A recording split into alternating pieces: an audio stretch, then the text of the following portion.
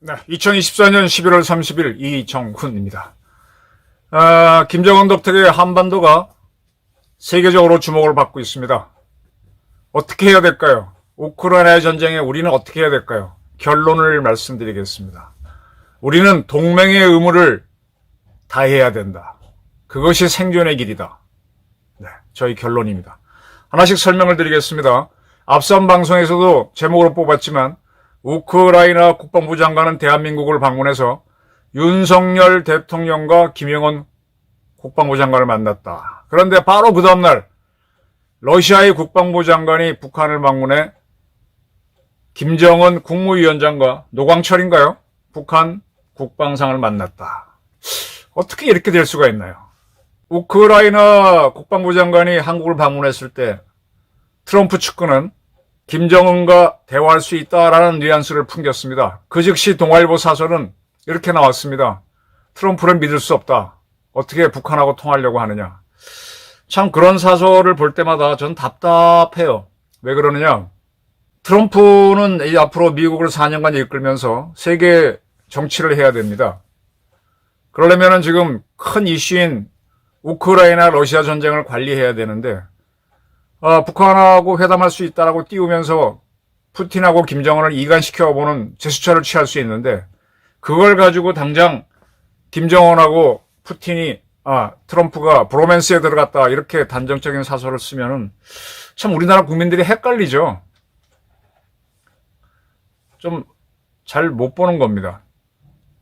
자, 러시아 국방부 장관을 만난 김정은이가 조선민주주의 인민공화국의 정부와 군대 인민은 제국주의 패권 책동에 맞서 국가의 주권과 영토 완정을 수호하려는 러시아 연방의 정책을 변함없이 지지한다라고 했습니다. 제국주의 패권 책동에 맞서. 이 제국주의는 미국을 가리킵니다. 제국주의 패권 책동. 미국이 러시아의 영토를 침략했나요? 아닙니다. 요거는 참 이연령 비연령인데 이렇게 보시면 될 거예요. 과거 소련이 있었습니다. 소련은 15개의 공화국으로 구성되어 있었죠. 그리고 6개의 동유럽 국가를 소련과 같이 해서 바르샤바 조약기구를 만들어서 냉전을 했었습니다. 그런데 1991년 소련이 무너지면서 바르샤바 조약기구도 해체 선언 없이 그대로 해체가 되면서 6개 바르샤바 조약기구, 소련을 제외한 6개 나라가 그 후에 다 나토에 가입했습니다. 이거는 소련 영토에는 전혀 영향을 끼친 게 아닙니다. 그리고 91년에 소련이 붕괴가 되면서 소련은 15개의 나라로 구성됐다고 그랬죠. 15개 나라가 쪼개져 나가면서 그중에 3나라, 라트비아, 리투아니아, 에스토니아 이 3나라가 나토에 가입합니다. 그렇다고 해서 소련의 지위를 이은 건 러시아인데 러시아가 영토를 뺏긴 건 아닙니다. 그리고 난 다음에 러시아가 나머지 12개 나라를 묶어서 그 다음이가 아니라 사실은 먼저 했었죠. 12개 나라를 묶어서 CIS, 독립국가연합을 만들었습니다. 소련은 소비에트 공화국 연합인데 이번에 독립국가연합, 독연이죠. 옛날 때 소련이라면. 그걸 만들었는데 이 12개 나라 중에서 우크라이나가 이 CIS를 빠져나갑니다. 그렇다고 해서 나토에 가입한 것도 아니고 어정쩡하게 있었는데 이 설사 우크라이나가 나토에 가입했다고 해서 러시아의 영토는 하나도 준 게 없습니다. 제국주의적 패권 책동이라는 게 뭐냐? 러시아가 미국의 식민지가 된 것도 아니고 영토를 뺏긴 것도 아닙니다. 다만 바르샤바 조약기구가 나토로 넘어가고 소련을 구성했던 3나라가 나토로 넘어가고 그 다음에 CIS를 구성했던 우크라이나가 CIS 빠져나가는 요 정도입니다. 이게 이제 미국이 힘이 세니까 그렇게 된 건데 이거를 제국주의 패권 책동이라고 그랬습니다. 여기에 맞서서 국가의 주권과 영토 완정을 수호하려는 러시아의 주권은 러시아의 영토에만 끼칩니다. 그 주변 국가 11개 CIS 국가에 끼치는 거는 자기의 영향력이죠. 그건 그 나라를 속국으로 보는 겁니다. 사실은 러시아도 제국주의입니다. 그러니까 미국의 패권 책동에 맞서 러시아의 주권을 운운하는 것은 거짓말입니다. 국제정치적으로 얘기하면. 그 다음에 영토 완정을 수호하려는, 이건 무슨 얘기인가 하면 러시아의 영토를 완전히 지키는 걸 얘기하죠. 완전한 정리를 얘기하는데, 러시아의 영토는 어디까지냐? 분명히 소련이 붕괴됐을 때 이 크림반도, 그쪽은 우크라이나의 영토였습니다. 그걸 러시아가 가져갔죠. 2012년인가 내전을 통해서 그쪽을 독립시킨 다음에 러시아에 합병했습니다. 그리고 돈바스 지역도 역시 내전을 통해서 떼어낸 다음에 합병을 했습니다. 이거를 러시아의 영토 완정이라고 하게 되면 이거는 거짓말, 완벽한 거짓말입니다. 새빨간 거짓말입니다. 이러한 거짓말에 러시아의 정책을 변함없이 지지한다라고 김정은이가 떠들었습니다. 이거는 선전선동이고 거짓입니다. 그러면서 김정은은 미국이 취한 반러시아적 조치들은 분쟁을 장기화하고 전 인류를 위협하는 무책임한 행위로 마땅히 국제사회의 규탄을 받아야 한다. 이거는 이제 미국 등 나토 국가들이 장거리 미사일, 그래봐야 에이타킴스죠. 우리 현무2 정도밖에 안 되는. 그거 지원한 거 가지고, 그걸 지원한 게 아니라 이미 지원을 했지. 그걸 갖고 러시아 본토를 쏴도 좋다. 그 전까지는 러시아가 점령한 우크라이나 영토에 있는 러시아군만 쏘게 했었는데, 그걸 쏘게 했다고 반러시아적 조치들은 분쟁을 장기화한다. 그럼 이거는 우크라이나가 항복하라는 얘기예요. 침략은 러시아가 했습니다. 새빨간 거짓말을 김정은이는 쏟아내고 있습니다. 누구를 만나서? 러시아 국방부 장관을 만나서. 왜 그러느냐? 지금 자기네 무기도 팔아먹고 군대도 보냈으니 돈을 벌어야 됩니다. 돈을 벌기 위해서 궤변을 만든 겁니다. 노광철이라고 북한 국방상이 역시 러시아 국방장관을 만났습니다. 똑같아요. 우크라이나 국방부 장관도 우리 대통령 만난 다음에 김영원 장관 만났듯이 여기도 이렇게 했습니다. 같은 이야기를 했어요. 같은 이야기를 했습니다. 이러니까 이게 러시아가 사실은 푸틴이 한국을 협박했었죠. 우크라이나 특사가 한국에 간다라고 하니까 한국에 경고를 날리고 겁을 줬었는데, 이러한 경고에 춤을 추는 게 누구냐? 대한민국의 심약한 사람들하고 좌파들입니다. 우크라이나 전쟁에 한국이 말려들면 우리는 절단난다라고 하는데, 거꾸로 우크라이나 전쟁에서 북한 러시아 동맹이 이기면 우리의 안보는 더 위험해집니다. 북한은 기고만장해서 우리를 잡아먹으려고 할 겁니다. 러시아 역시. 러시아 북한 동맹을 우크라이나 전선에서 박살을 내버리면 우리는 북한 다루기 쉽습니다. 우크라이나에 무기를 주게 되면 우리가 전쟁에 말려든다고 하는데, 차라리 우크라이나에 무기를 주고 우크라이나에서 북한을 깨부시는 게 대한민국 한반도 땅에서 북한하고 붙는 것보다 100배 낫다는 겁니다. 국제정치를 잘 보셔야 돼요.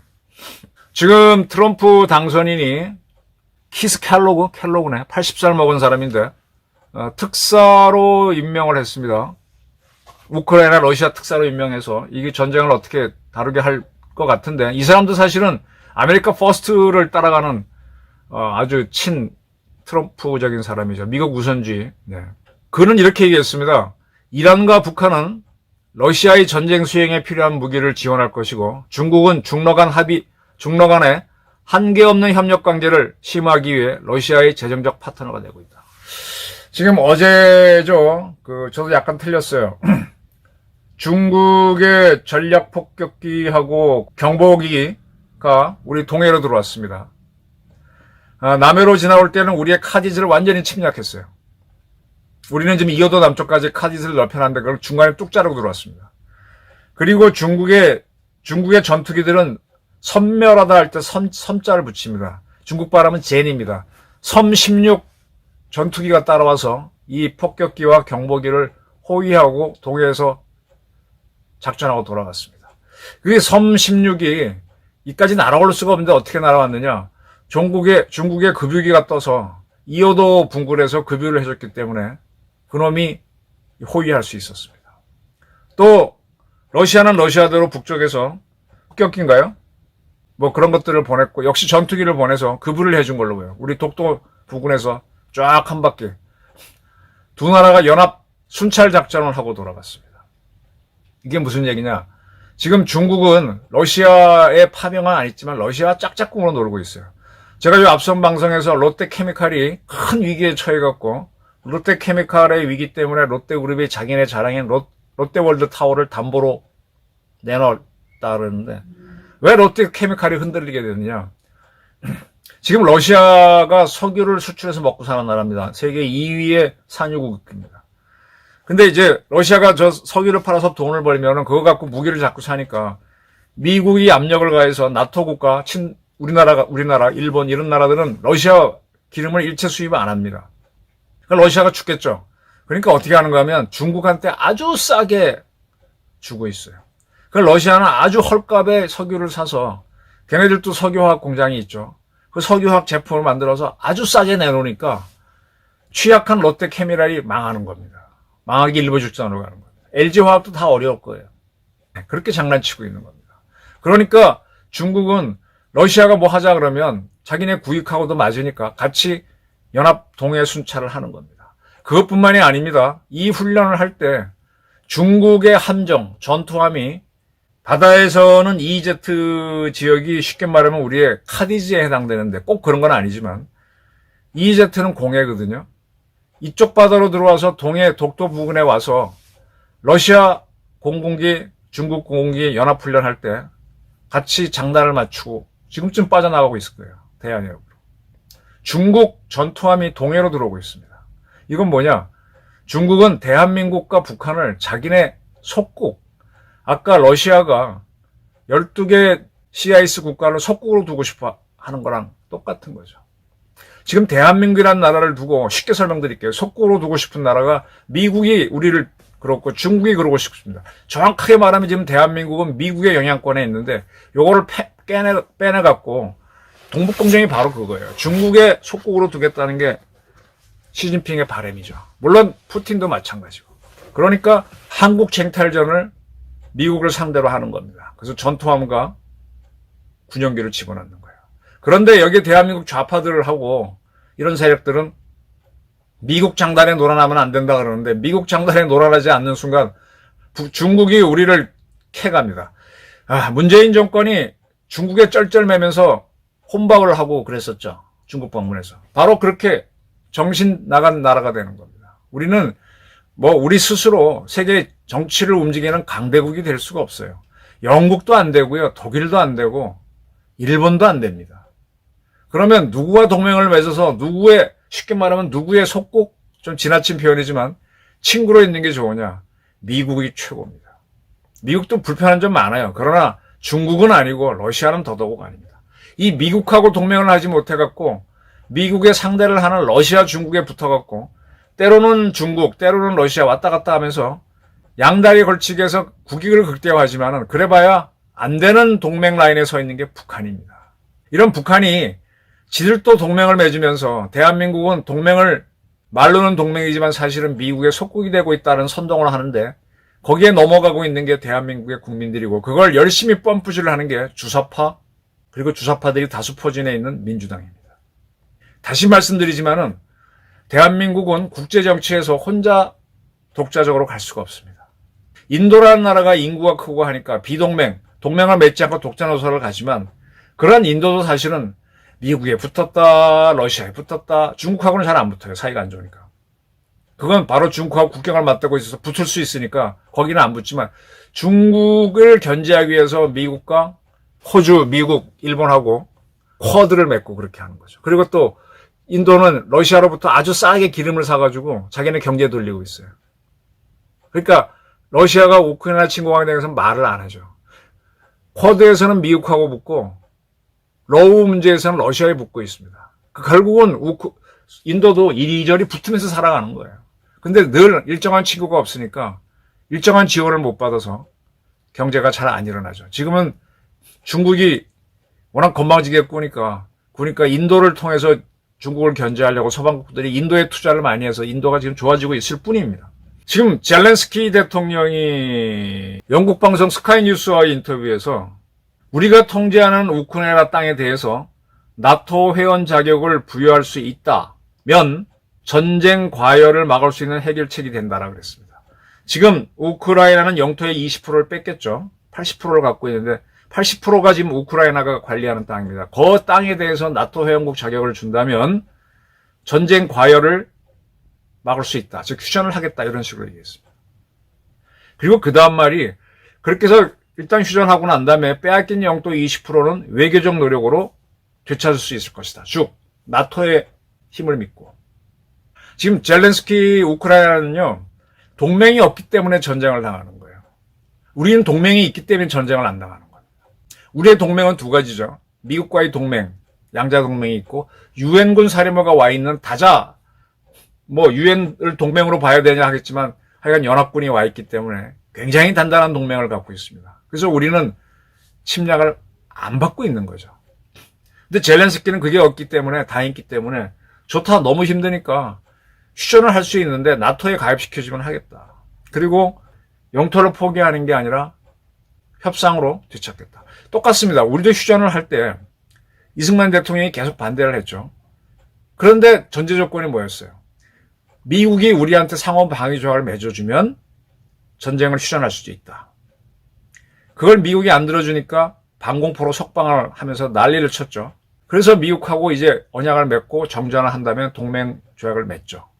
그리고 나서 정치적 협상으로 북한하고 한 나라가 되는 걸 하기 위해서 제네바에서 유엔 주재로 회의가 열렸는데 이때 엉까게 나온 게 소련이었죠. 그래서 그 회담이 결렬되면서 지금까지 통일을 못하고 있는 겁니다. 그거를 젤렌스키도 비슷하게 풀겠다는 거죠. 아마 20%의 땅에다가 러시아는 자기네 영토를 일단은 포함시켰는데 그렇게 되면 계속 갈등이 생기니까 거기다가 김일성 같은 놈 보내서 나라를 세워서 동우크라이나 동서 분단을 시킬 수도 있을 겁니다. 그렇게 해서 계속 이제 끌고 가겠죠. 그건 두고 봐야 되는데. 자, 젤렌스키가 원하는 게 동맹입니다. 그러한 동맹인 지금 미국의 트럼프가 집권하면서 러시아하고 푸틴하고 이제 김정은 동맹을 흔들기 위해서 김정은과 회담할 수 있다라는 거 하니까 우리 쪽에서는 트럼프 못 믿겠다 이런 식으로 사설이 나오는데 이건 아니죠. 저걸 쟤를 이간시키려고 하는 거죠. 우크라이나에 항공 무기를 줘야 된다라는 주장에 반대하는 분들이 많은데 우크라이나가 불리해지면 불리해질수록 우리도 불리해집니다. 저는 한국산 무기를 줘야 된다고 강력히 주장해왔고 그리고 한국의 엘리트들이 그 전쟁터에 가서 북한군을 귀순시켜서 여기에 데리고 와서 대북 심리전에 써먹어야 돼요. 또 그들을 거꾸로 북한 지역에 집어넣어서 김정은에 반대하는 게릴라로 만들어야 돼요. 그러기 위해서는 지금 우리 정부에서 1억 달러를 우크라이나에 지원했다. 그리고 앞으로 21억 달러를 지원한다라는 이제 차관 형태로 연리 1% 이제 G7 플러스 IP 인도패시픽의 한국, 일본, 호주, 뉴질랜드가 참여하는 회의나 나토 플러스 IP4 하게 되면 우크라이나에 지원을 하자 그럽니다. 미국 등 이런 나라들은 자기네 쓰던 무기를 주는 것이죠. 그래서 쓰던 무기 가격을 새 무기 가격으로 치는지 모르는데 그렇게 해서 지원을 하고 돈은 조금 하는데 일본은 100% 돈만 대고 있습니다. 한국도 지금 무기를 안 대니까 돈을 주는데 21억 달러 꽤 많이 주기로 약속했어요. 연리 1%면 아주 이자가 없는 거죠 거의. 저는 그렇게 줄 바에는 우리나라 무기를 주라 이거야. 현무2 단거리 미사일 에이타킴스랑 비슷하잖아요. 그리고 우리는 현무3, 현무4, 현무5로 대체하는 거예요. 더 좋은 무기로 대체하는 거지. 어차피 현무2는 80년대, 90년대 양산됐으니까 30년 됐습니다. 그리고 우리 K1 전차 주라 이거야. 그리고 우리 천무는 너무 좋으니까 구룡을 주라 이거지. 대한민국 방사포가 2개 있죠. 구룡을 줘서 구룡은 좀 작죠. 그리고 그걸 천무로 대체하고. 이런 식으로 그렇게 하는 게 21억 달러 헌금보다는 훨씬 낫고 우크라이나는 당장 우크라이나 그 돈 받아가지고 항공무기 사는 것보다는 현물로 해서 현금으로 돌리는 거죠. 그래서 어떻게든 이 북한, 러시아 동맹을 박살내야 됩니다. 박살내야 됩니다. 그렇게 해서 우크라이나가 이제 전쟁 끝났을 때 재건 사업에 우리가 많은 돈을 냈으니까 그 포션만큼 들어가서 재건을 하고 그리고 통일 기회를 잡아야죠. 중국, 러시아 지금 가장 좋은 사례는 이란도 무기를 팔아먹고 있는데 그런 이란이 이스라엘한테 도전했다 깨긴 깨졌죠. 지금 북한이 러시아의 무기 팔아먹으면서 지금 우리한테 대들고 있습니다. 그럼 북한은 우리가 박살을 내버려야 돼요. 그럼 러시아는 동원할 수단이 자꾸 줄어들지. 그러면 이제 중국으로 하여금 대만을 치게 한다든지 이런 작전을 쓸 겁니다. 근데 그건 이제 미국이 상대해서 또 대만이 상대해서 박살내고 하면 러시아는 손이 딸리면 그때쯤 가게 되면 뭐 휴전 얘기도 나올 거고 그렇게 하면서 우리 파이를 만드는 겁니다. 우리가 지금 생존하는 거는요 철저로 동맹 때문입니다. 지금 김정은이는 러시아의 지원함으로 인해서 이 세계 무대에서 관심이 없어졌는데 핵실험 하던 걸로만 관심 끌다가 이제 세계적 주목을 딱 받았어요. 러시아 국방장관 예방을 받고 얼마나 폼잡습니까? 그렇게 해서 미국하고 붙어가지고 샹 뭐 더 내나 우리한테 겁주고 할 텐데 우린 여기에 맞서기 위해서는 그 동맹을 박살내는 작업을 우크라이나 전선에서 하는 겁니다. 미국과의 동맹의 의무를 다하는 거죠. 그렇게 해서 우리가 생존을 하면서 통일의 기회를 잡는 겁니다. 정말 국제정치를 잘 보시기 바랍니다. 감사합니다.